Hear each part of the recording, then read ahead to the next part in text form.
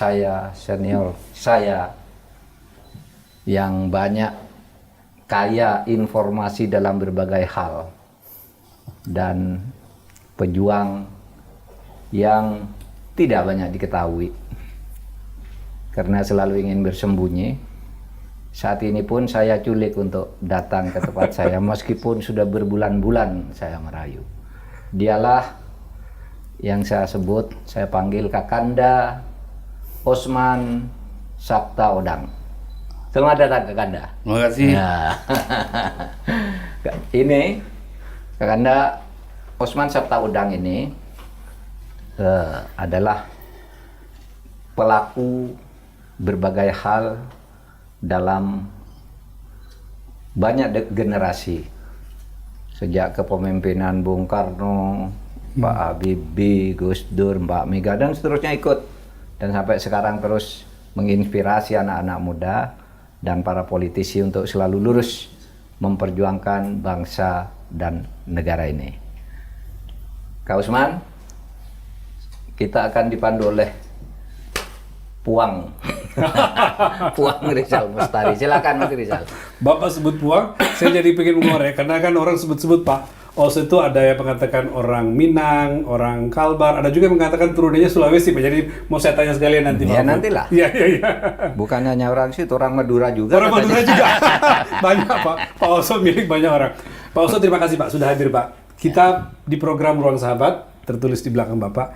Ini program di kanal YouTube-nya Pak Mahfud ya. Khusus mengundang teman-teman atau sahabatnya Pak Mahfud. Ya. Orang yang Pak Mahfud intens berkomunikasi atau dulu pernah lama ketemu dan segala macam. Tujuannya apa? Untuk membagi ke anak muda Pak. Pemirsa kita banyak netizen anak muda tentang pengalaman sahabat-sahabatnya Pak Mahfud. Nilai, inspirasi, contoh yang bisa mereka teladani Pak. Makanya waktunya untuk kita mengundang Bapak, meskipun kata Pak Mahfud dari kemarin berharap Bapak datang ke sini. Alhamdulillah bisa hadir. Udah 6 bulan saya merayu. Udah 6 bulan Pak. Jadi Pak Oso tidak banyak yang tahu saya kira Bapak bersahabat dengan Pak Mahfud. Ya nggak perlu orang tahu. Nggak perlu orang tahu. Ini menarik nih. Banyak sahabat saya orang nggak tahu. Gitu ya? Ini karena dibongkarannya sama kalian aja. Jadi bisa makanya ketahuan. orang tahu. Wah, gitu ya. Jadi kita membuka strategi nih Pak Mahfud yang harusnya kita. Pak Mahfud deh, gimana ceritanya Pak? Pak Mahfud bisa dekat sampai memanggil Kakanda ke Pak Oso. Dicerita dulu Pak, nanti saya minta ke Pak Oso juga. Oh, jadi begini, kenal secara fisik saya tahun 2000 ya. Ketika tiba-tiba saya diangkat sebagai Menteri Pertahanan oleh Gus Dur. Saya kan nggak tahu juga siapa nih orang yang ngerjain saya suruh jadi Menteri Pertahanan. Pasti banyak tangan ya. Iya. Nah, dalam keadaan saya bingung,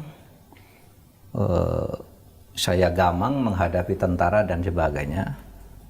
Tiba-tiba orang bernama Osman Sabta Odang datang ke rumah. Oh, bersama. Ketika itu Pak ya? Mereka diri ceritalah. Disitulah saya kenal pertama dengan Pak Usman ini, yang pada waktu itu dunianya itu dunia intelijen yang banyak diceritakan kepada saya. Beliau juga punya senior intelijen yang diperkenalkan juga kepada saya. Lalu sesudah itu ternyata beliau ini sahabatnya Gus Dur juga. Jadi kalau sama Gus Dur bilangnya Dur gitu. Dur. Oh ya? Oh ini kok suara Sabto gitu. Dia panggil Sabto. Gus Dur sampai tahu. Oh manggil Sabto, manggil Dur. Kalau panggilnya meskipun presiden Dur gitu. Ternyata sahabat lama, nanti ceritain sendiri. Nah dari situ saya kemudian banyak membaca peta politik, dan Pak Oso ini seperti kita kenal itu pernah menjadi wakil ketua MPR, pernah ketua DPD, pernah memimpin partai dan sekarang sedang memimpin partai. Dan lebih banyak dari itu dia menjadi pembina generasi muda. Banyak menginspirasi anak-anak muda yang punya bakat nyanyi, didorong nyanyi, yang olahraga, bahkan tukang sulap pun dia bisa. Nah itu mau saya baca ada beberapa beliau mendorong, membantu. Saya mau minta cerita. Dan soalnya penyanyi semuanya macam-macam, Tommy Ali itu diajak kemana-mana. Atlet, olahragawan segala macam katanya juga Pak. Nanti coba itu menarik, maksudnya. Tapi juga ideologi politiknya sangat NKRI. dan sekarang ingin mengembangkan daerah sejak dulu. Dan beliau orang daerah, berasal dari dulu Makanya, merasa orang daerah. karena katanya Indonesia hanya maju kalau daerahnya maju. Kira-kira begitu. Itu mau saya tanya semua nanti Pak, ada beberapa bagian. Nah itulah tahun 2000, Ya. tetapi sesudah itu saya terus berhubungan sampai kemudian ketika saya menjadi ikut kontestasi politik, Pilpres kan selalu pergi hampir tiap Bareng Pak Mahfud ya? saat bersama Saya jadi saksi Pak, karena selalu menemani juga Selalu jalan. menemani. Kita kemana-mana gitu. dan ikut pesawat pribadinya gitu. Iya, iya.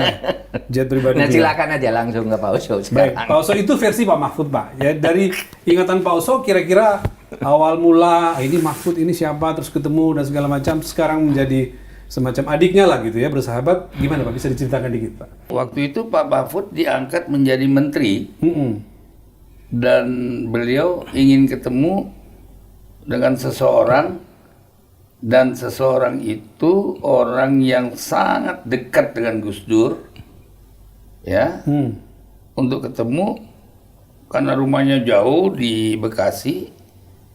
Beliau minta ketemu di rumah saya. Oh, janjian dengan orang itu? Iya. Oke, di tempat Pak Oso. Lantas kemudian ketemu di situ di rumah saya sama Pak Mahfud. Nah di situ saya melihat bahwa Pak Mahfud ini memang mempunyai kelebihan-kelebihan di mana komunikasi dengan orang yang diundang itu bicara yang jauh sekali mengenai situasi negara pada saat itu. Dan orang itu memang dekat sekali dengan Gus Dur. Oke. Ya. Sudah almarhum ya. Ya. Dan itu namanya Pak Muhammad. Pak Mu. Pak Mo. Kita panggilnya Pak Mu. Pak Mahfud masih ingat tuh? Dan sampai beliau Masih. meninggal pun yang melepas dari rumah sakit, pelepasan dari rumah sakit itu saya. Nah baru di kuburan dilepas secara negara. Karena dia satu-satunya orang yang mendapat julukan Bapak Intelijen Negara Indonesia. Begitu, yang diserahkan oleh Bu Mega. Bapak Padahal Intelijen sebetulnya yang mempersiapkan itu juga Gus Dur, tapi karena Gus Dur lengser Diteruskan atau Bu Mega. dilengserkan Maka diteruskan pada Bu waktu, Mega. maka Bu Mega yang menyerahkan. Ya, Pak ya. Muhammad. Itu kira-kira Itu masa-masa awal Pak masa Oso. awal ya. Ya. Ya. Masa awalnya kenal. Nah, masa awal Ya, kenal kan? masa awal kenal, Masa awal ya. kenal kan? Lalu terus Sudah itu dianu terus, didorong terus.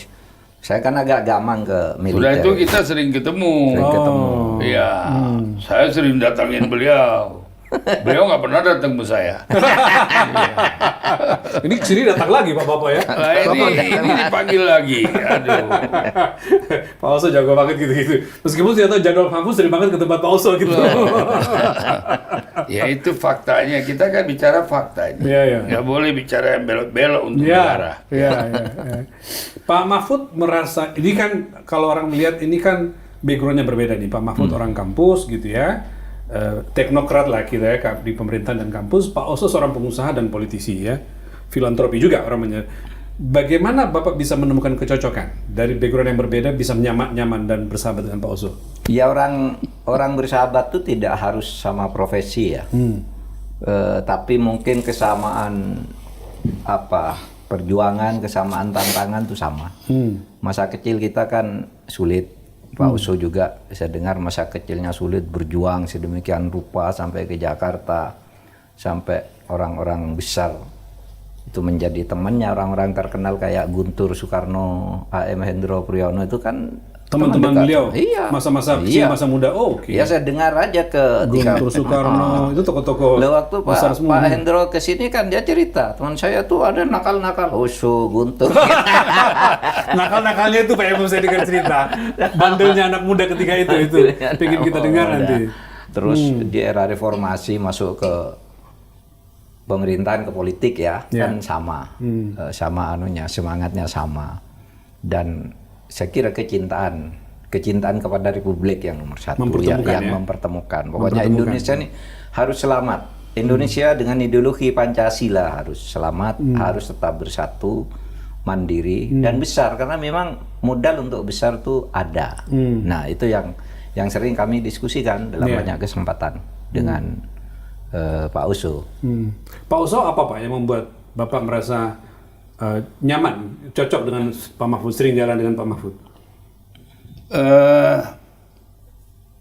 Beliau ini orang yang spontan dan belak-belakan. Nggak mikir dulu baru ngomong.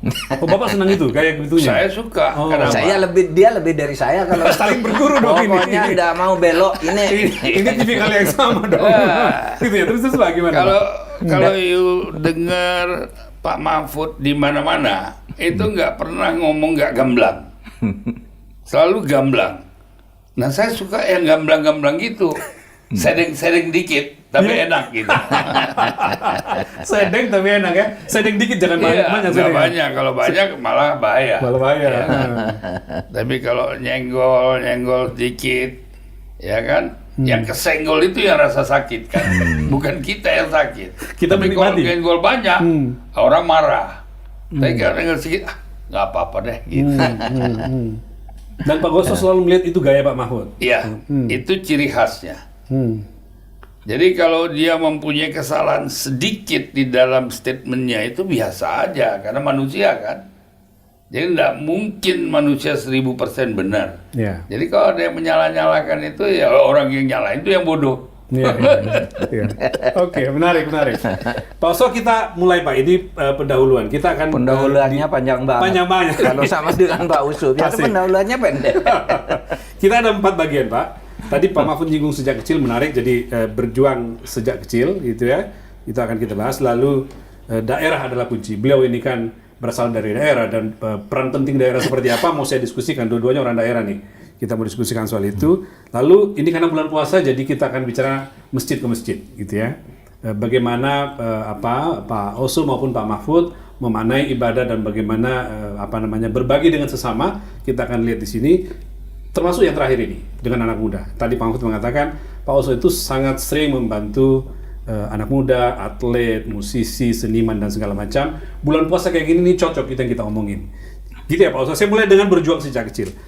Pak Oso dalam cerita yang kita baca itu punya pengalaman menarik dari sisi masa kecilnya mengalami keterbatasan gitu ya, kesulitan gitu, termasuk menjangkau sekolah dan segala macam. Tapi dengan spirit yang kuat, Bapak berjuang dan sampai sekarang pada posisi puncak. Diceritakan Pak itu. Nanti saya juga meminta ke Pak Mahfud. Apa yang waktu itu masa-masa kecil Pak Oso lakukan, Pak Oso rasakan sehingga bisa kita share ke anak muda. Ya ini Pak Mahfud ini niatnya ini membongkar rahasia saya. Ya, dari dulu ini. Oh gitu ya? Waktu kecil dia suka berkelahi sama orang Madura apa Itu Pak. teman sama orang. Kita bikin Pak Oso ngomong semua di sini ya. Saya kan dilahirkan di Kalimantan Barat. Kayung Utara itu dulu Kabupaten Ketapang. Oh, dulunya Ketapang ya? Iya. Sekarang Kayong Utara. Sekarang menjadi Kayung Utara karena itu di kampung kecil. Sukadana namanya. Kecamatan Sukadana. Kecamatan Sukadana, Kabupaten Kayong Utara. Itu dulu kecamatan dari Kabupaten Ketapang. Ketapang. Terus kemudian pada saat saya menjadi anggota fraksi utusan daerah, saya ajak teman-teman di Kayung Utara untuk menjadikan itu kabupaten. Oke. Jadilah Kabupaten Kayung Utara kabupaten. itu. Pemekaran ya. Pemekaran. Ya, Oke. sekarang. Yang sampai sekarang ini itu adalah kerja samanya dengan masyarakat Kayung Utara atau Sukadana itu sendiri, tokoh-tokohnya. Jadi bukan saya, tokoh-tokoh masyarakat itu yang memperjuangkan Sukadana itu menjadi kabupaten. Yang maksudnya dulu Kabupaten Sukadana. Ya. Tapi oleh tokoh-tokoh di Pemekaran itu khususnya dari Ketapang minta supaya itu dijadikan Kayung Utara. Kayong Utara. Ya, supaya jadi ya udah terima aja. Ya, yang penting jadi kabupaten. Jadi lah, kabupaten. kira-kira Gitu kan. ya. Ya. Dan saya lahir di situ. Di sebuah kampung itu, cita-cita saya pertama kalau ini kampung nanti saya menjadi seseorang yang mampu bisa menggolkan menjadi kabupaten, itu niat saya. Cuman satu itu aja. Dan ternyata bisa Terjadi. gitu. Satu. Kedua, ya saya sekolah di sana. Salah satu teman saya sekolah itu yang sudah menjadi gubernur beberapa waktu yang lalu, yaitu Cornelis. Oh, Cornelis yang dari PDIP ya? Iya, Iya. itu Iya. Oh, Cornelis. itu teman dari- sekolah ya? Iya, dia sekolahnya di sana. Di sana. Oh. Cuman dia itu kan di bawah saya. Ya. Jadi sering saya ketok-ketok kepalanya dulu itu. Ya, Cornelis itu. Tapi itu sahabat saya. Ya. Sahabat benar. Dan ibunya itu sayang sekali sama saya. Hmm. Ya, ibunya Cornelis itu. Karena kita sering berkelahi berdua. Jadi nanti kalau ada apa-apa gitu, ibunya yang melerai. Ya nggak boleh ngasih nasihat. Gitu. Nah, sampai waktu meninggal ibunya pun saya ditunggu untuk hadir sebelum dimakamkan. Waktu itu saya di luar, saya pulang khusus untuk ketemu ibunya. Oh ya. Itulah namanya persahabatan, Iya. ya kan? Nah, Iya. sampai detik ini saya tetap bersahabat sama dia. Dengan Pak Cornelis. Ya, Hmm. gitu. Jadi, ya, kemudian orang tua saya itu meninggal waktu saya umur 8 tahun. Yatim ya? Meninggalnya di Pontianak. Di Pontianak. Saya ada di Kayong Utara. Utara. Ya, Sukadana. Nah, saya masih tinggal di pinggir laut. Rumah saya di pinggir laut. Dan di situ kemudian saya pergilah ke Pontianak. Di Pontianak itu setelah penguburan orang tua saya dengan ibu saya di Pontianak, ya saya dibesarkan secara alamiah dan saya sekolah. Orang tua saya itu kan ke Belanda-Belandaan semua. Karena sekolahnya Mulo dulu. Mulo. Iya. Ya, Holland Spriggan. Iya. Nah, saya dimasukkan sekolah di Bruder. Bruder ya. Bruder. Saya sekolah SD di Bruder. English School. Jadi dulu ada sekolah Katolik yang bahasa Inggris. Jadi karena mungkin karena kakek saya Demang ya, Ya. dari ibu saya ini kan orang Sumatera Orang Minang. Barat, orang Minang. Ibu ya. Ya, bapak saya turunan Palopo, Sulawesi Selatan. Iya. Palopo. Ya, jadi ya begitulah. Tapi saya lahir di Kalimantan. Kalimantan Barat. Jadi kalau ditanya, kamu orang mana? Saya orang Sukadana, orang Kalbar. Karena lahir di situ ya. Karena saya lahir di situ. Iya. Karena filosofinya orang Minang juga, di mana bumi ditijak, di situ langit dijunjung. Itu. Jadi saya suka sekali filosofi orang Minang ini. Kedua, saya lebih suka lagi dengan filosofi bapak saya yang orang Sulawesi ini. Apalagi Palopo. Karena pemberani dan fighter juga, ya kan. Maka ada sejarah kan, orang Bugis ini, kalau ada sesuatu dengan orang Jawa, ya, selalu orang Bugis yang diajak untuk ke depan. Gitu Untuk menjaga. ya. Itu fakta, Itu fakta dulu ya? sejarah. Sejarah katanya. begitu ya. Iya. Terus nanti kalau udah selesai baru diambil balik. Ya. Jadi terus terang saja, itulah filosofi hidup saya. Dan saya tetap ingat persahabatan saya masa kecil. Yang dari Sukadana, yang dari Kalimantan di Pontianak. Dan itu teman-teman saya semua saya ingat dan semua saya sayang sama mereka. Dan persahabatan untuk saya itu di atas segala-galanya. Wow. Karena hidup saya itu bukan karena orang lain, bukan karena keluarga, tapi karena persahabatan. Karena teman-teman, karena Karena persahabatan. teman-teman. Karena saya nggak punya siapa-siapa dan nggak punya apa-apa juga. Bayangin aja, umur 8 tahun bapak saya sudah pergi. Ibu saya menjahit. Ya. Sampai umur 15 tahun, saya terpaksa harus jual rokok di depan pelajaran sekolah Inggris. Mahal. Aha. Ya, karena keluarga saya, keluarga terpandang di sana ya, waktu itu turunan kita juga salah satu yang punya mobil pada saat itu hanya 4 mobil, dan salah satu yang punya mobil dari keluarga kita itu satu Kalimantan. Satu Kalimantan. Ya. Dan di situ dulu kita punya komplek itu semua keluarga ibu saya. Di dalam kompleks Jalan Kalimantan itu, yang sekarang kalau nggak salah sudah diambil sama perusahaan Karimata waktu itu ya. Ya, setelah kita ya sudah selesailah mungkin masanya gitu. Ya. Akhirnya kehidupan kita nggak begitu baik. Saya akhirnya jual rokok di depan pelabuhan Sambil sekolah itu. sambil sekolah.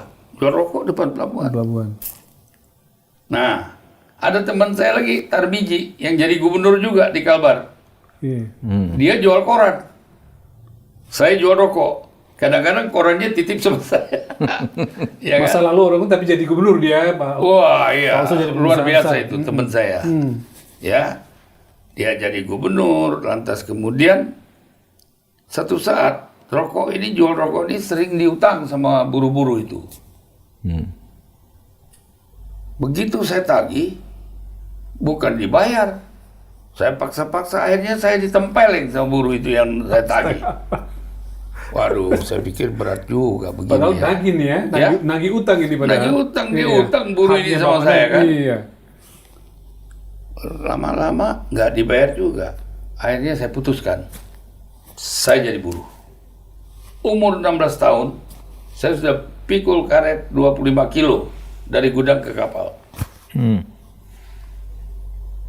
Luar biasa. Dan saya senang. Mulai badan saya sehat. Yang pertama niat saya adalah memukul orang yang tempeling saya. Dan disitulah saya belajar ilmu karate. Dan akhirnya saya dapat dan saya pukul lagi kembali, dan saya jadi kepala buruh di situ. Waduh, luar biasa. Wah, ini kayak cerita aduh Pak Boy. Iya. Ini kita sedang membaca cerpen yang seru, Pak, gitu ya. Ini Kayak Anda boleh Kok bingung? boleh tanya kepada orang Kalbar benar apa tidaknya, kenapa saya nggak mau bohong-bohongin. Ini sejarah hidup saya yang jelek, tapi menurut saya ini ada fakta Ya. bahwa manusia harus punya harga diri. Wah.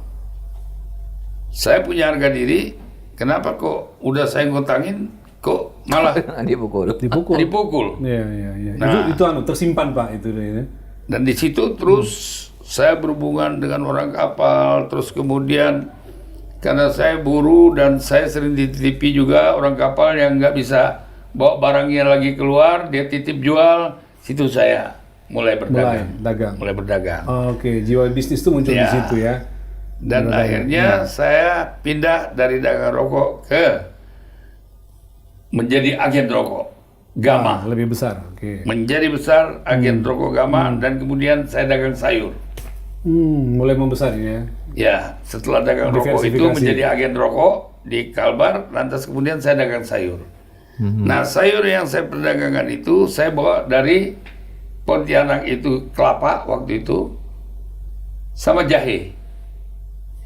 Sampai di Jakarta saya tukar jahe dengan kelapa ini, saya tukar dengan sayur-sayuran, kol, bawang merah, bawang putih, cabai, ya, sawi pun saya datangkan dari. Oh, jadi ya. barter itu Pak ya, ditukar ya. Dan semua waktu itu nggak banyak orang Tionghoa dagang gituan.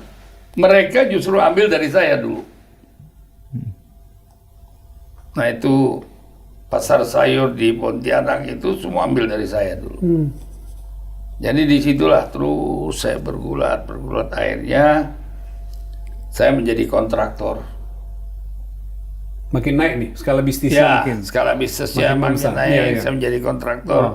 Sampailah saya orang yang pertama membangun rumah murah di Republik Indonesia ini. Yaitu untuk UKA, usaha karya milik pemerintah, yang di bawah perhubungan laut. Dan waktu itu Dirjen Perhubungannya Habibie.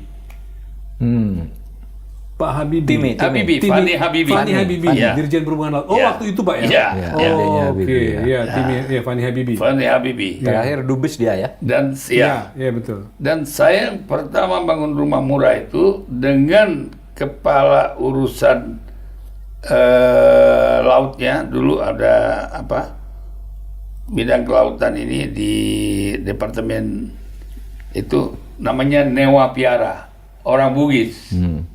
Ya, yang menjadi kepala urusan pelabuhan. Ya. Biasa urusan laut-laut orang Bugis, Pak. Dan sayalah yang dapat membangun rumah 120 rumah di Jalan Jeruju, Kalimantan Barat, Kalbar. Pontianak. Itu yang pertama. Baru ada rumah murah yang Berikutnya lain, setelah itu. yang konsep itu diambil dan juga gunakan oleh siapa? BTR. Habis itu kan BTR. Badan Perumahan ini, Kosmas Batubara. Oh, Kosmas. Oh, Itu menjadi konsep Menteri Perumahan waktu nasional, itu, Pak, ya. ya. Kosmas Batubara. Itulah kira-kira dulu. Iya. Panjang Pak Mahfud ceritanya dan inspiratif, tapi juga keras kehidupannya, Pak. Ya, terus, Apa ya Pak Mahfud? terus enggak baca? sampai ke ke politik, masuk ke utusan daerah itu gimana? Nah, kira-kira? gimana Pak? Dari bisnis yang sudah semakin mewakili berkembang. mana? Iya. Nah, itu utusan jadi- daerah dulu ya, gimana Pak? Jadi begini, saya kan nggak pernah masuk partai politik, nggak Iya. pernah. Saya awalnya itu dari HIPMI. Himpunan Pengusaha Muda. Dari HIPMI kemudian saya orang pertama yang menjadi ketua HIPMI Kalimantan Barat. Ketua HIPMI pertama Ya. di Kalbar. Oh, oke. Terus kemudian saya juga merangkap menjadi ketua Kadin Kalimantan Barat. Ya kan? Nah, dari situlah saya berhubungan. Saya melihat di dalam HIPMI, di dalam Kadin itu, di dalam Gapensi, saya juga duduk di Kalbar. Tapi yang saya jadi ketua HIPMI, ketua Kadin, dan ketua Dewan Pertimbangan Gapensi waktu itu. Ya. Apa yang terjadi? Di situ saya diberi pelajaran yang ekstra di dalam politik. Kan ini semua Ya. politik yang Ya, dijalankan. Ya. Bukan saya bisnis. Betul. Saya political will-nya di situ. Ya. Nah, di situ tiba-tiba ada urusan-urusan politik praktis. Mulailah ya. Mulailah di situ. Politik praktis masuk. Ya. Saya masuk di Golkar waktu itu. Waktu itu. Dan di Golkar saya menjadi ketua Dewan Penasehat Golkar. Di Kalbar. Daerah di Kalbar. Daerah Kalbar. Ya. Oke. Lantas kemudian saya waktu itu suka sekali berpolitik dan waktu itu pemilihan utusan daerah itu diputuskan oleh DPD RI. DPD RI. DPD. Oh, ya. DPD daerah. DPD Golkar ya. Ya, DPD. Enggak, DPD. DPD Seluruh- perwakilan daerah. Iya. Tapi yang memutuskan masing-masing daerah, Pak. Jadi Iya. diputuskan bukan hanya Golkar. Bukan hanya Golkar, tapi Ya, DPD-nya. tapi DPD-nya. Ya. Jadi macam-macam partai. Dulu Persis. kan hanya 3 partai. Ya. Ya.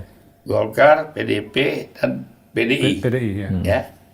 Nah, itu nggak tahu bagaimana saya terpilih yang tertinggi menjadi calon dari fraksi utusan daerah. Itu yang Dari utusan daerah. pemilu terakhir ya. Pemilu Orde Baru pertama, Pak. terakhir.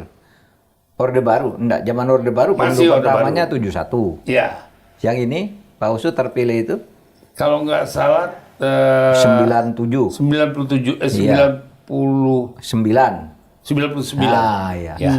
99. Tahun 99 itu. Ya. Awal reformasi itu. Awal reformasi. Iya. Di MPR reformasi kan. Ya. Utusan MPR. Jadi utusan daerah. Ya. saya pun nggak tahu kenapa saya terpilih karena saya nggak minta juga, Jalannya kebuka ke sana. tidak pernah minta Iya, dan iya, saya iya. juga tidak ada di sana, Oke. ya kan? Nah, waktu terpilihnya itu saya tidak ada di sana, saya justru ada di luar negeri.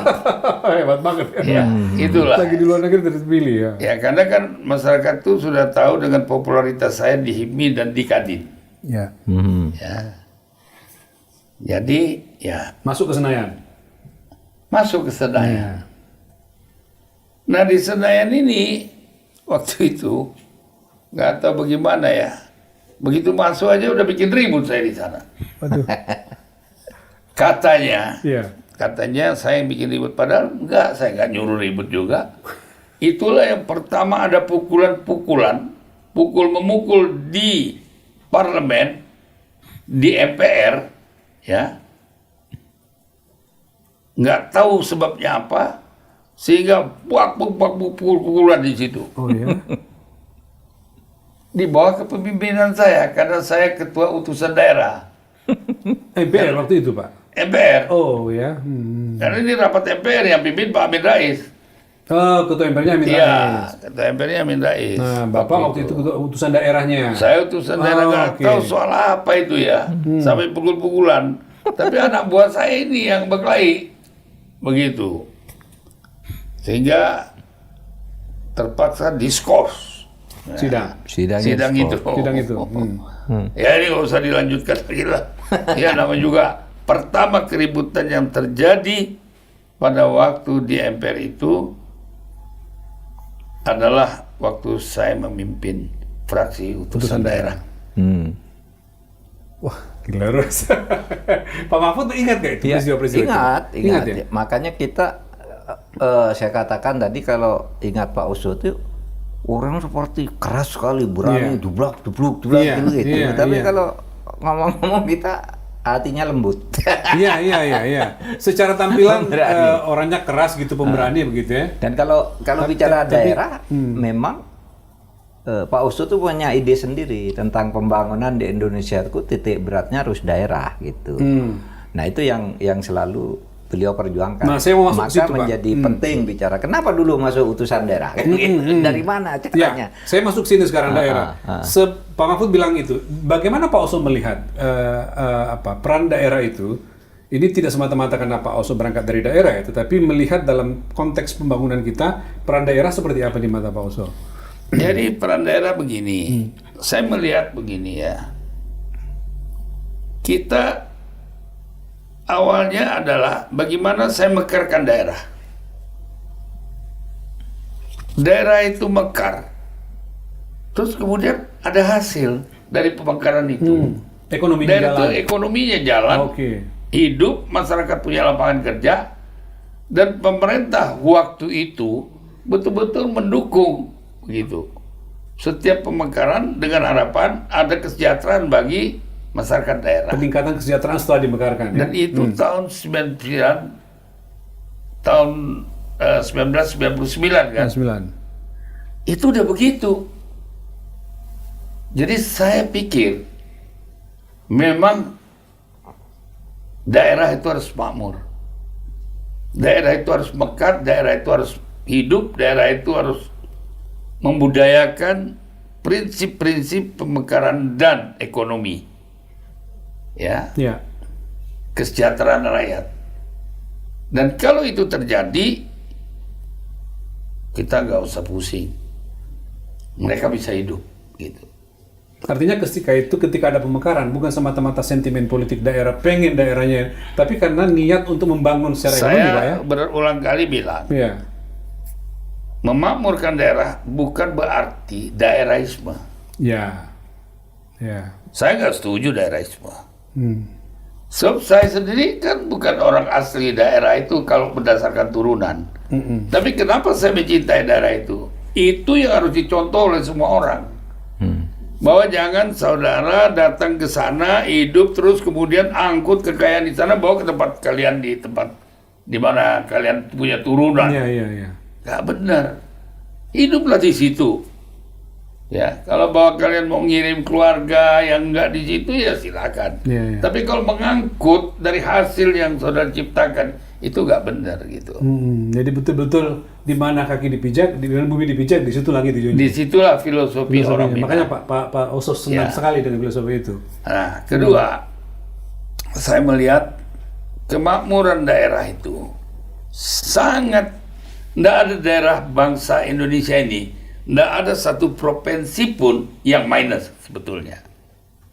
Kalau diberi kesempatan untuk mengelola, Iya. gak ada.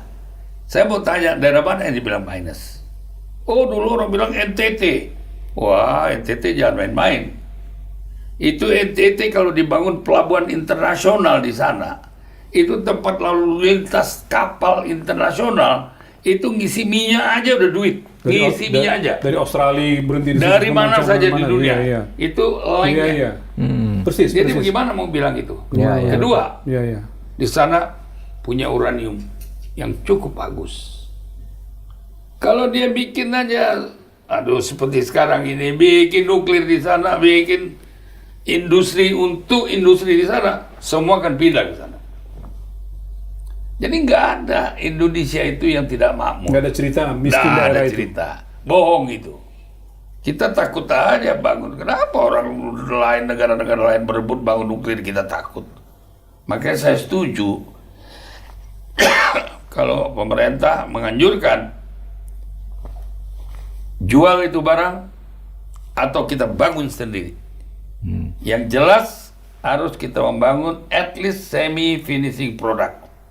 Semi finishing product. Apalagi kalau finish product. Iya, iya, iya.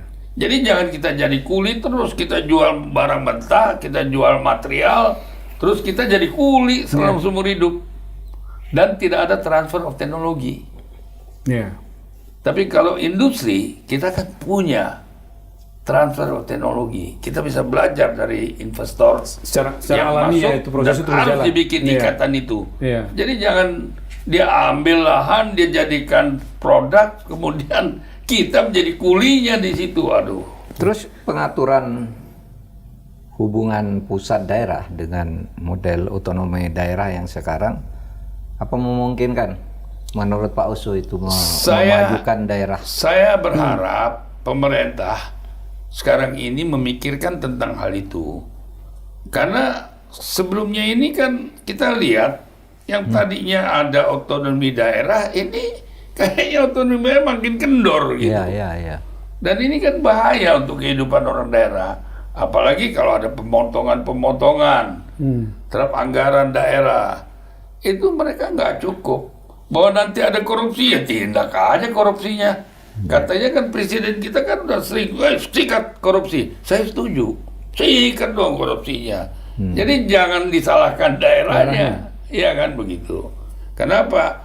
Dengan sumber daya manusia yang ada dan dengan dana yang cukup, ya mereka harus bisa mengelola dan kasih target. Pemerintah harus memberi target apa yang akan bisa dibangun di daerah masing-masing sesuai dengan mekanisme dan sesuai dengan potensi yang ada di daerah itu sendiri. Pak, saya pengen dengar dari Pak Mahfud. Paparan Pak Oso itu kan menarik, Pak. Jadi daerah sebagai sumber kekuatan, ya. Iya. Di tengah sentralisasi Jakarta selama ini. Iya. Bagaimana Pak Mahfud melihat Jadi dari begini, sisi begini. mungkin politik Ya, ketatanegaraan kita? dulu ketika kita lakukan reformasi itu salah satu kan isunya banyak, hubungan pusat daerah, dua fungsi TNI, perburuan dan sebagainya. Di bidang daerah ini dulu disepakati agar kita membesarkan daerah. Oleh sebab itu pada waktu itu masih ingat pasti Pak Oso ada diskusi tentang bukan hanya otonomi daerah tetapi juga negara federal. Persis. Ingat kan? Muncul waktu itu. Muncul waktu Lama itu perdebatannya muncul. itu. Jadi ada Romo Mangun, Amin Rais. Iya, Amin Rais, betul. Kita, saya juga di Jogja tuh berdiskusi tentang bagaimana hubungan pusat daerah. Apakah kita ikut federal aja gitu? Federalisme. Rame pada waktu itu. Federalisme itu bertentangan dengan konstitusi. Sebenarnya enggak juga. Pak Indonesia tuh kan negara apa Pancasilanya tuh dan enggak nyebut negara kesatuan atau federal. Dan dulu saat perjuangan itu Bung Hatta itu bertentangan dengan Bung Karno sebelum Pak tahun 45 sebelum Indonesia merdeka. Bung Hatta ketika ditanya, ini negara kita negara apa? Bung Karno bilang kesatuan. Bung Hatta bilang federalisme aja karena Indonesia besar, kalau dikelola kesatuan akan selalu menimbulkan otoritarisme. Itu kata Bung Hatta. Akhirnya terjadi perdebatan Bung Karno Bung Hatta itu tanggal 11 Juli sebelum merdeka. Di voting 7 orang dukung Bung Hatta, negara federal. Yang sisanya 55 orang itu dukung Bung Karno, maka ditetapkan menjadi negara kesatuan. Tetapi yang menarik alasan Bung Hatta itu, Kan waktu itu Bung Karno katakan, enggak, kita negara kesatuan aja biar persatuan kita kuat. Ya. Kata Bung Hatta, "Loh, negara federal tuh bersatuannya kuat. Buktinya Amerika. Amerika kan federal. Federal. Tapi lebih kuat persatuannya. Kalau bicara Amerika, mereka Waktu itu udah bersatu. sampai begitu perdebatannya. Sudah ya? begitu perdebatannya Bung Oh, Hatta. oke. Itu terekam di dalam perdebatan di buku-buku itu. Kata Bung Karno, enggak. Kita harus negara kesatuan. Terus di voting itu. Di voting. Tapi pikiran Bung Hatta tentang federalisme kemudian juga dibawa ke konferensi meja bundar kan. Iya. Sehingga hasil konferensi meja bundar itu Indonesia berubah menjadi Republik Indonesia Serikat. Serikat. Lalu, iya kan? RIS. Ya. Ditentang oleh orang RIS. banyak di sini, Iya. RIS. Pakai konstitusi RIS, ditentang. Karena apa? Katanya federalisme yang hasil konferensi meja bundar di Den Haag itu kan produk Van Mook. Van Mook itu perancang federalisme Indonesia untuk memecah belah agar kalau Indonesia pecah tuh nanti diambil satu-satu gitu. Ya. Itu jahatnya Van Mook. Padahal federalisme yang sebenarnya kayak Amerika, Jerman, Rusia kan kuat-kuat tuh. Kuat. Negara yang besar kuat-kuat, bersatunya lebih kuat dari kita loh. Iya. Nggak ada di sana misalnya negara yang pecahan-pecahan itu, Iya. yang memberontak lawan pusat, nggak ada. Karena dari isu tadi kan muncul kekhawatiran kalau dipilih federal maka kekhawatiran perpecahan itu akan muncul. Iya. Itu kan isunya Pak. Padahal di sana nggak ada iya. separatisme. Nggak. Sementara di negara kesatuan separatisme muncul di Iya. Inggris kesatuan, muncul di Irlandia Utara, Filipina muncul Filipina Selatan, Muru. Indonesia ada gerakan separatis juga. Padahal negara kesatuan. Di negara federal nggak ada separatisme itu. Pak Oso makin Disikat. melihat Enggak. kebutuhannya ke sana. Iya, jadi begini, Amerika bagaimana nggak bersatu? Dia dengan kesatuan United States of America Iya. Iya. Iya. and federalisme. Nggak ada itu kemungkinan pecah karena satu soalnya. Iya. Satu dalam Iya. kesatuan dia. United States. United States. Iya. Ya kan? Nah, ketika perdebatan kembali menguatkan daerah ini tadi Iya. di awal reformasi kan Amin Rais mendirikan partai Amanat PAN, Nasional. betul. Visi pertamanya Federalisme, menuju Pak. Indonesia federal. Federal Pak. Betul. Saya masih ingat. Dikeroyok Saya masih rame-rame itu. Iya. dikeroyok PAN rame-rame. awal-awal itu kita baca menuju federalisme. Iya, tapi Betul. pada akhirnya Amin Rais dikeroyok. Nah, Gus Dur yang pintar gitu. Gus, ini kok ada pertentangan nih. Ada yang negara kesatuan, Akbar Tanjung, Megawati dan lain-lain. Pak Amin Rais itu ingin federalisme. Itu wawancara Gus Dur di RCTI waktu itu. Saya nonton dari bandara. Gus Dur enak. Kok susah-susah amat katanya. Kita aja repot gini aja lah. Kita ikuti orang yang ingin negara kesatuan. Tapi isinya kita bangun federalisme. Oleh sebab itu jadilah negara kesatuan dengan otonomi kuat. betul. Itulah yang kemudian 4 urusan yang ada di negara federal itu berpindah ke sini ke Indonesia, tapi namanya negara kesatuan. Urusan hubungan luar negeri, Keuangan. peradilan, keuangan, pertahanan, keamanan itu masuk di sini sebagai otonomi kuat. Itu kan federal. Cuma kata Asik. Gus, namanya kesatuan aja. Ini menarik. Iya. Esensinya kita dapat, Itu- tapi namanya tetap kesatuan. gitu ya. Iya. itu. Begitu ya. Tapi kan Iya, iya. ada tanda kutip Iya. dibangun otonomi daerah. Nah, ini Pak. Otonomi daerah, iya. Iya. Otonomi daerah itu sebetulnya federalisme. Iya. Tapi ini dimatiin sekarang. Iya. Ya bagaimana daerah akan berkembang? Saya baca bahwa ketika itu ramai Pak Mahfud, maka diambillah kebijakan daripada federalisme tapi pembangunan daerah, muncullah otonomi daerah itu Iya. Pak sebagai solusi kan kira-kira. Otonomi gitu. luas. Otonomi luas, otonomi yang diperluas ya kira-kira gitu ya. Jadi kalau dulu semua urusan sentralistik, sekarang yang di negara federal hubungan luar negeri diambil pusat, pertahanan diambil pusat, kerajaan pusat, keuangan pusat, yang lain ke daerah gitu. Tapi lama ditarik lagi nih pelan-pelan. Sekarang ini Dari sisi sudah mulai nyempit lagi. Dari sisi kebutuhan Pak Oso melihat justru sekarang makin perlu diperluatkan peran daerah Pak. Ya, kalau daerah ini tidak diperankan, gini ya, jujur aja nih, kita nih di negara Republik Indonesia sebagai wilayah apa namanya pusat daripada ibu kota negara. Ya. Di sebelah kita ini apa? Jawa Barat kan? Ya. Kalau di DKI ini, Iya, sebelahnya Jakarta. ya. Daerah kita ini tanya, orang Jawa Barat masih mencari pekerjaan di ibu kota. Begitu juga orang-orang daerah lainnya Masih ke Jakarta. masih mencari kehidupan di Jakarta. Ya. Artinya apa? Di sebelah ibu kota negara ini belum makmur kan?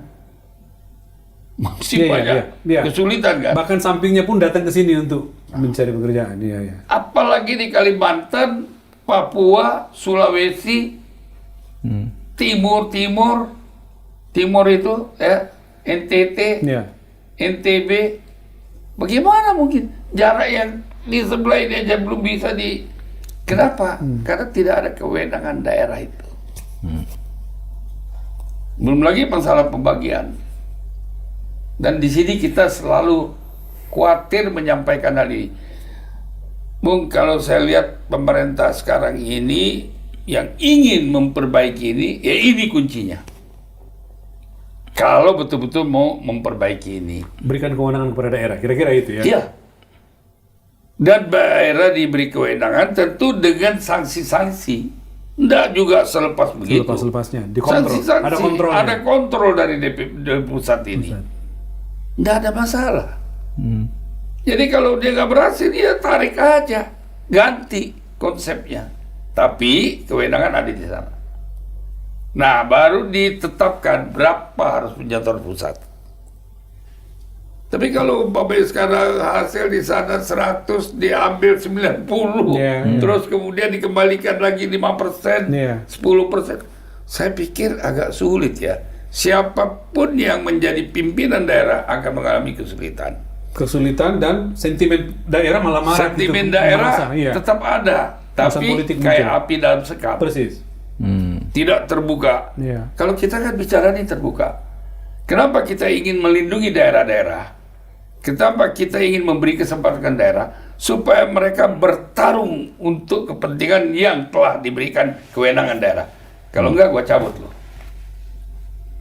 Iya, iya. Itu baru. Oke. Pak Mahfud, dari segi menarik, ini makin menarik. Dari segi tadi diskursusnya berarti memungkinkan sekarang kita masuk mendiskusikan itu ya. Kalau mau Yang tadi jujur, kata Pak Oso khawatir sensitif segala ya, macam. kalau mau memungkinkan. jujur ada apa slogan NKRI harga mati, Harga mati. gitu ya. Betul. Sebenarnya kalau slogan itu ya semangat anu aja, semangat politik. Ya. Kalau konstitusi kita tidak pernah menutup kemungkinan diubahnya negara federal. Bentuk negara ya. Kesatuan menjadi federal. Federasi. Itu dan sudah pernah dilakukan karena pembukaan Undang-Undang Dasar itu hanya menyebut negara Republik Indonesia.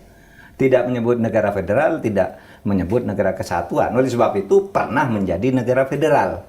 Oke. Caranya gimana? Caranya ya tinggal ngubah aja. Negara Indonesia adalah negara federal yang berbentuk republik misalnya, kan bisa saja. Bukan negara kesatuan, karena persatuan dan kesatuan dalam ilmu itu berbeda. Kesatuan itu susunan pemerintahan, sedangkan persatuan itu semangat kejiwaan. Iya, semangat. Spirit untuk bersatu. Spirit untuk bersatu itu namanya persatuan. Iya. Kalau kesatuan itu pusat daerah. Kalau federal, pusat negara bagian. Kan gitu aja anunya. Jadi konsepnya sama aja. Konsep yang pertama itu namanya Negara Republik Indonesia. Itu makanya Negara Republik Indonesia ya, bukan Negara Kesatuan. Iya, ada Kepolisian Republik Indonesia. Tidak ada Kepolisian Negara Kesatuan. Kesatuan Republik Indonesia, Negara Republik Indonesia, Presiden Republik Indonesia. Persis. Karena itu terbuka. Itu terbuka dan ketika itu dibuka, wacana itu di awal reformasi itu bukan salah, cuma tidak disetujui. Kehidupan bernegara itu kan setuju atau tidak. Kalau soal salah benar, nanti tinggal konsep apa yang dipakai. Oke, Nah, Pak, sekarang ini jalan tengahnya itu menurut saya tetap harus diperkuat. Daerah itu diperkuat sekarang. Seperti Pak Oso tadi. Apakah dari negara kesatuan, tetapi otonominya itu kembali ke ide di awal reformasi itu. Tidak apa-apa diambil oleh pusat. Sekarang ditarik-tarik lagi. Dulu ini diotonomikan, tarik, ini diotonomikan, tarik, sehingga daerah menjadi tergantung lagi persis. Sekarang ini seperti di akhir Orde Baru itu. Menarik sebagai masukan Ditarik untuk terus, diskursus ya. Pak, menarik. Oke, kita panjang bicara soal daerah. Kita lanjut sekarang Pak. Ini udah banyak banget kita bicara daerah. Sekarang soal bulan puasa ini dari masjid ke masjid. Pak Oso, Pak Mahfud itu suka bercerita ke saya, Mas Rizal. Pak Oso itu nggak mau ketahuan, tetapi beliau itu kemana-mana membantu dan membangun sesuatu, membangun masjid lah Pak. Pak Mahfud gimana sih persisnya Pak yang Bapak dengarkan? Apa saja Ya. yang sudah dilakukan Banyak. beliau sebelum beliau kita minta Saya kan sering dengar di rumahnya itu, di rumah sendiri sini kan ada Ini bulan puasa Pak, jadi kita bicara tentang ada ballroom gitu ya, ada auditorium itu sering dipakai untuk undang-undangan anak yatim ngaji di situ. di rumah beliau di sini. Ya di sini Iya, di Jakarta. Jakarta. Terus cerita banyak sering ikut beliau, ternyata beliau tuh punya membangun banyak masjid.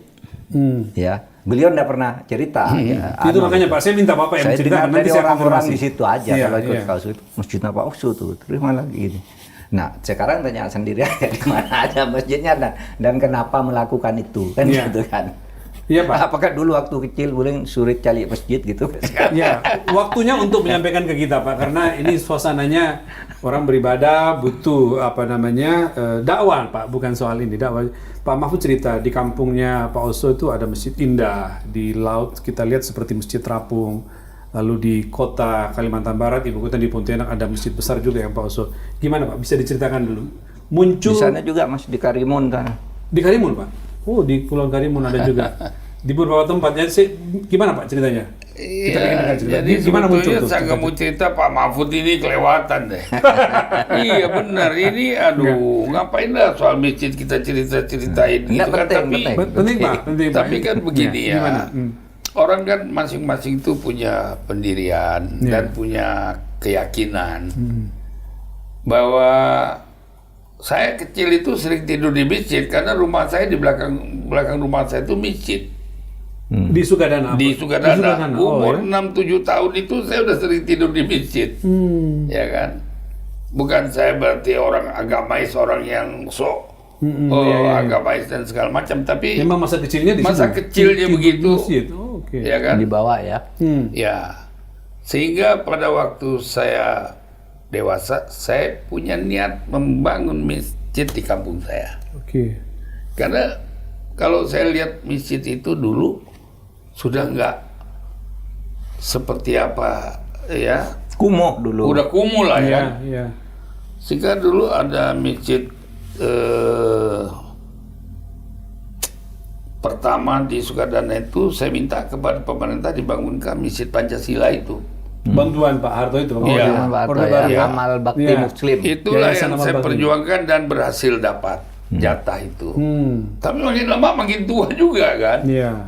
Akhirnya saya bangun di atas di atas laut. Karena saya di pinggir laut. Iya. Di atas laut ya saya bangun masjid itu. Dan sebelum bangun itu saya undang Pak Agil Sirat Oke. untuk melihat ini karena saya kan bukan orang agamais. Iya. Jadi ini Tokoh NU. beliau ini kan Tokoh NU, tokoh waktu ya. itu dia Ya. memang ketua NU Ketua kan. PBNU, oke. Saya tanya Pak, cocok nggak kalau sini dibikin ini? Betul. Itu depan matahari katanya. Bagus itu kalau tenggelam kita bisa lihat matahari tenggelam dari masjid. Dari masjid. Dikasihlah nama masjid itu Usman Al Khair. Masjid Usman Al Khair. Usman Ya. Al Khair. Dikasih nama oleh Kiai Said Oleh Agil. Kiai Agil Sirat ini. Nah, saya bangun kurang lebih ada mungkin 8-9 bulan lah gitu ya. Sampai 1,5 tahun selesai di masjid. Berdirilah masjid itu di atas laut. Indah. Indah sekali Pak, saya lihat videonya. Ya. Tapi kemudian saya juga punya kewajiban rasanya untuk membangun masjid di Kalimantan Barat. Di ibu kota Kalbar, di Di Pontianak. ibu kota, di Pontianak. Di Pontianak. Yaitu Masjid Mujahidin. Nah waktu itu orang tawarkan ini Pak Usman, you yang bangun 85% dana dari pribadi you bikin masjid sebesar ini, sisanya sumbangan dari beberapa donatur. Donatur. Ya, saya nggak mau disebutin nama saya, biar aja tetap Masjid Mujahidin. Meskipun 85% itu dari Pak Oso itu. Iya. Wow. Itu. Ya itulah masjid yang di Pontianak sekarang itu. Tapi ini saya kan nggak mau cerita-cerita ngapain. Terus kemudian saya punya niat juga bikin masjid ibu saya. Kok nama saya ditaruh Pak Agil, Ibu nggak ada? terus Ibu ibu nggak ada. saya Ada nggak. rasa gimana gitu ya Pak? Aduh. Iya. Jadi tadinya masjid yang di Pontianak itu untuk bapak saya. Tapi ya sudahlah, itu dalam hati aja lah. Iya. Tapi yang ibu saya ini harus saya dibikin di Punggur, di Kabupaten Pontianak, Kuburaya. Oh di Kuburaya. Di Kuburaya. Oke. Itu saya bangunkan masjid ibu saya. Ibu di situ. Tapi setelah saya bangunkan masjid ibu saya, loh, mertua saya kan juga udah meninggal. Masa saya nggak bangunin masjid mertua saya? Waduh. Jadi saya bangunkan juga masjid di Sulawesi Selatan di Takalar. Oh di Takalar. Masjid mertua saya. Mertua. Ya, namanya pun Daeng Tisi. Daeng Ya, Tisi. masjid di situ. Terus kemudian ibu mertua saya kan juga udah meninggal. Nanti saya bikin lagi, bukan masjid tapi dekat masjid itu saya bangunkan rumah untuk tafsir, untuk Pengajian. pengajian. Oh. oke. Taman Yang pendidikan. nanti tanggal 15 ini kita rencananya bulan puasa inilah kita ini kan Diresmikan. kita resmikan. Yang di Takalar, Sulawesi Di Selatan. Takalar, ya, gitu. Oh jadi semua itu diniatkan untuk almarhumah ya? Iyalah, Kenapa dibikin karena ya? kan Iya, begini, iya. beliau kan Pahalanya jalan mungkin juga punya untuk niat, mereka, kita ya. kan nggak tahu. Iya. Mungkin beliau juga punya niat, tapi karena niatnya beliau sudah dipanggil oleh Yang Maha Kuasa, maka mungkin ya lebih cocok kalau kita meneruskan itu. Makanya untuk bangun masjid itu mesti ada kesabaran. Dan saya selalu mengingat kalimat-kalimat sabar itu. Karena itulah yang mendorong saya bisa bertahan, yang disebut Rabbana Afril anna sabran. Jadi Iya. saya benar-benar merasakan kesabaran itu bisa kita mencapai sesuatu gitu. Luar biasa. Pak Mahfud selama perjalanan dengan Pak Oso, ada masjid itu yang udah pernah? Atau baru rencana akan Ya datang ke dulu masjid? Gimana Pak? terutama di rumahnya, terus masjid-masjid itu ditunjukkan oleh orang aja. Oh, Kalau ditunjuk saya oleh orang. pergi sama dia tuh, Pak Uso bangun masjid. nih, Oh, bangun ditunjuk masjid. oleh Saya Pak nggak pernah, dia nggak pernah bilang juga. Saya nggak bilang. Iya. Ini makanya kita, ini karena bulan puasa kita korek-korek beliau. Bahkan nih. di situ di Karimun dia kan punya usaha di situ agak besar tuh. Itu gimana Pak? Masjid di Karimun? Keramik juga di Gimana? situ Ada? Karimunnya Ya juga di ada sana kan masjidnya. daerah kerja saya kan jauh dari kota. Iya. Kalau mereka sembayangnya jauh kan repot juga. Jadi di tempat kerja itu di sebelahnya saya bangunkanlah masjid di Masjid. situ untuk karyawan-karyawan. Di Pulau Karimun itu? Iya. Tapi kan kemudian orang-orang yang bekerja sekitar situ ada yang tinggal di sekitar situ kan lebih dekat juga. Pergi Iya. nggak perlu jauh-jauh gitu. Di Saya, rumahnya saya sering yang di sini Pak? yang di sini, Iya. yang di Denpasar itu, ada ballroomnya besar di situ sering pengajian. Pak Nazaruddin Umar sering ke situ, Menteri Agama kita itu bersama saya ngaji di situ. Pak Nazar di Iya, situ? Nabi sholawatan gitu. Dan anak-anak seneng gitu. Pak Di Mahfud rumahnya sebagai gitu. sahabat bagaimana melihat orang seperti Pak Oso yang lihat kesibukannya sebagai pengusaha, sebagai politisi besar, pemimpinan partai, masih sempat urusan Nah, itulah. jamaah, urusan ibadah dan segala macam Iya. itu. Gimana Pak Mahfud melihat itu? Sebagai Iya. sahabat dekatnya ya. Iya, saya Apa yang perlu kita pelajarin dari sana itu? perjuangannya menjadi total, multidimensi. Multidimensi. Kalau di dalam keagamaan, ya lembut seperti cara orang beragama, ya Iya. halus, sama orang dibaiki, dibangunkan masjid gitu. Tapi di dalam politik kalau marah-marah, marahnya luar biasa.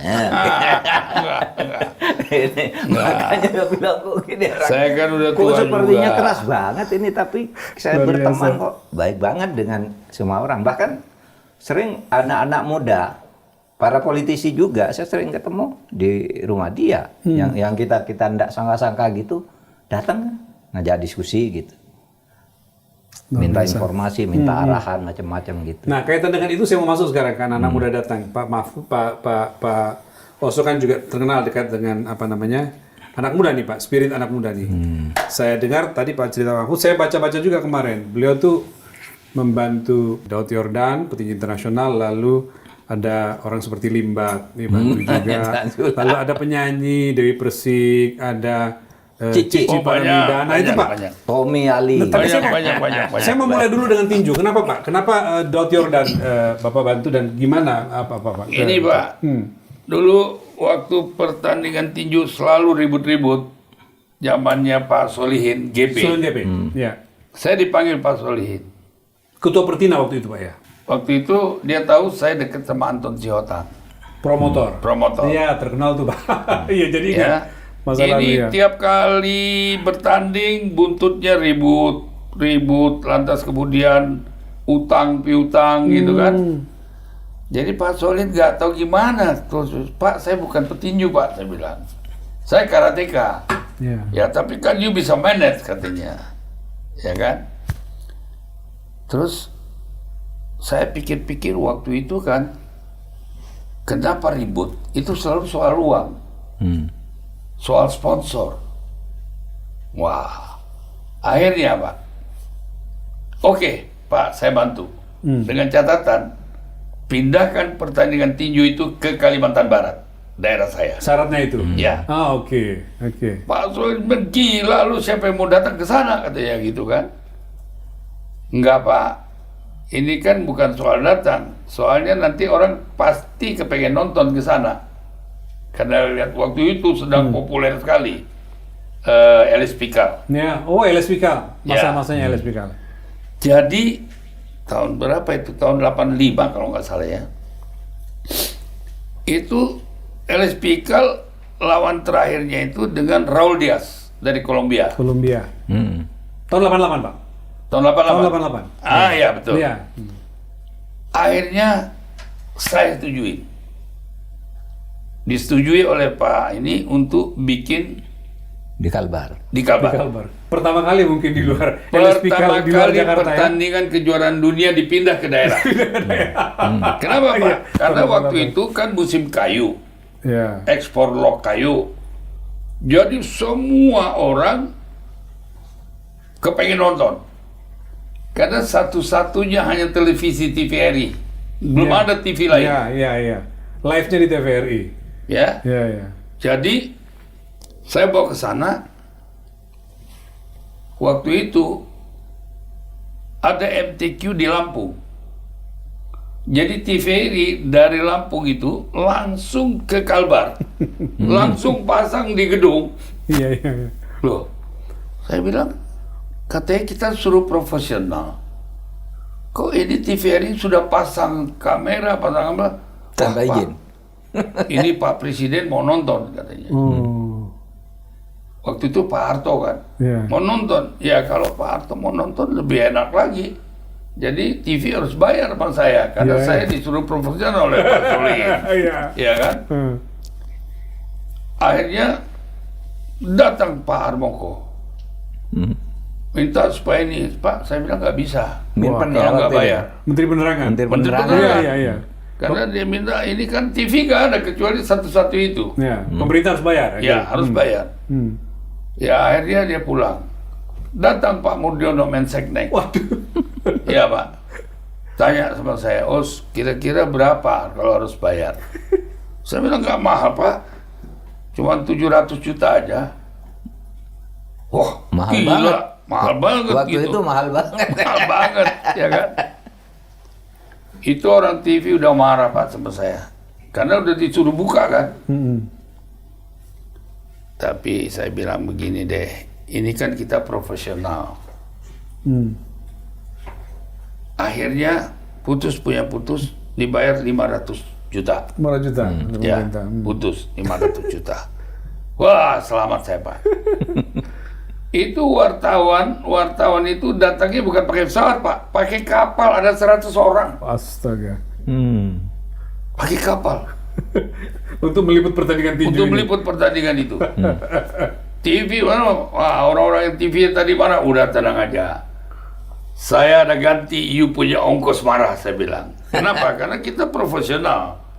Kita juga harus bayar kepada orang-orang yang kerja. Iya. Ya, saya bayar juga lah. Senang TVRI-nya. Senang lah Pak. Ya memang waktu itu ya begitu sih. Iya. Ya kan? akhirnya apa? Orangnya masih hidup sekarang, yang masih hidup Pak Emil Salim.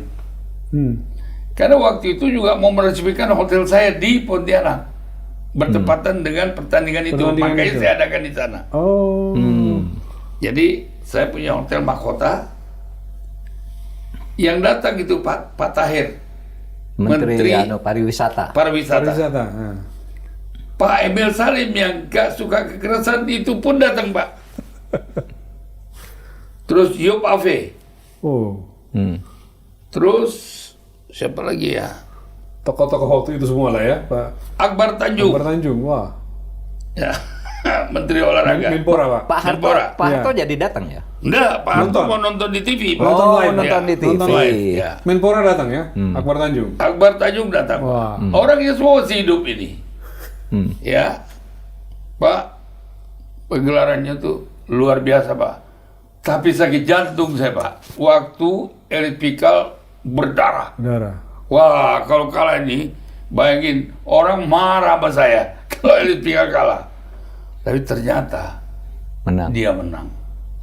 Aduh, selamat saya. Itu yang namanya sponsor, Pak. Waduh, rebutan. Kenapa? Karena dengar Pak Harto mau nonton. Mereka pengen lihat brandnya oleh Pak Harto. Iya, kan merek-merek itu Iya, kan iya, keluar iya. di TV, dan satu-satunya TV yang terhormat itu TVRI. Iya, waktu itu Pak ya. Waktu itu. Tahun 88 itu Pak. Iya. Betul, Tapi betul. itu ya yang yang apa? Yang kemudian menggerakkan Pak Uso itu mencetak petinju seperti Daud Yordan ya. Iya, karena Tugas-tugas Daud itu. Yordan itu kebetulan satu kampung sama saya dari Kayong Utara. Kayong Utara juga. Iya. Dan saya anggap dia udah kayak adik lah ya. Iya. Dan ini anak tadi nggak mau itu masuk itu apa utusan daerah. Sekarang kan dia menjadi anggota DPD RI. Iya, anggota DPD RI. Nah itu saya dorong dia. Oh. Kenapa? Saya lihat Daud, sampai kapan kau bertinju? Nanti setelah bertinju kau kemana? Dan anak ini baik, dia komunikasi dengan semua orang baik, ya. Dan hatinya juga polos, lugu, Ya. apa adanya. Bagus, Pak. gitu. Dan sebagai atlet dia fluent, enak komunikasi itu bagus. Sebagai atlet Iya, dia bagus komunikasinya bagus. Betul. Ini Daud betul. Yordan. Masih juara dunia kan ya? Juara dunia Pak Juara sampai dunia. sekarang. Dan sekarang anggota DPD dia. Ah. Oh, tadi beda, Pak. Betul. Perwakilan Anggota DPD. Persis. Dan saya ingin lawannya dia sekarang tuh adalah Pacquiao. Filipina. Ya. Oh, ya. Karena dua orang di dunia Sama-sama senator. Iya, sama-sama senator. Sama-sama senator. Sama-sama senator. Jadi kalau kita Petinju, adu ya. ini senator Menarik, bersenator, menarik, wah menarik. ngeri kali. Soal kalah menang, soal ketujuh. Iya, iya, yang penting show-nya dulu, Ya, Pak. ya. namanya profesional. Asik, asik, Ya asik, kan? asik. Gitu Oke. ceritanya. Oke. Tentang musisi, penyanyi, membantu di Pak, musik, segala macam. Saya itu ini gimana? dari dulu memang sedang musik. Oke. Yang sering mendatangkan artis-artis dari ibu kota ke Kalimantan Barat tuh saya. Zamannya masih Mika Wijaya. Wow. Ya. Ya. Zamannya Bob Totopoli. Ah. Zamannya Bruri Marantika. Wow. Bruri Marantika itu meninggalnya setelah pulang dari Pontianak. Ya. Ya. Terus kemudian itu teman-teman saya yang sekarang, aduh Pak, penyanyi-penyanyi seperti Titi Puspa, itu semua saya yang datangin dulu ke Pontianak, ke Kalbar. Terus kemudian lagi Kusendratmo, Almarhum, Kusendra. almarhum Ya, juga. ya. MC hebat Lantas itu. itu Chris Dayanti, ya lantas kemudian ini siapa? Cici Paramida, lantas itu Dewi Persik. Hah? Dewi Persik. Dewi Persik. Itu dulu malah ikut kampanye sama saya itu. Nah, itu dia. Ya kan? Iya, iya. Terus Tommy Ali, banyak lagi Pak. Ada yang namanya Roy Martin. Wow. Ada sahabat saya itu si Anwar Fuadi. Fuadi. Waduh, Sekarang, ini ya, orang-orang sekarang. brengsek ini berdua ini. Ini orang gila ini berdua Iya, ini. Ini iya. sampai sekarang berkawan kita. Nur Fuadi. Ya, Anwar Fuadi sama si Roy ini ada ceritanya. Wah kalau ceritain nanti orang tahu dia bisa marah sama saya berdua. Siapa? Anwar. Anwar sama Anwar Roy. sama Roy Martin. Iya, ini pernah ke Maerot soalnya. Wah, ini nanti Nanti jadi saya iklan. ceritain nanti. nanti. Cerita di luar ini ya.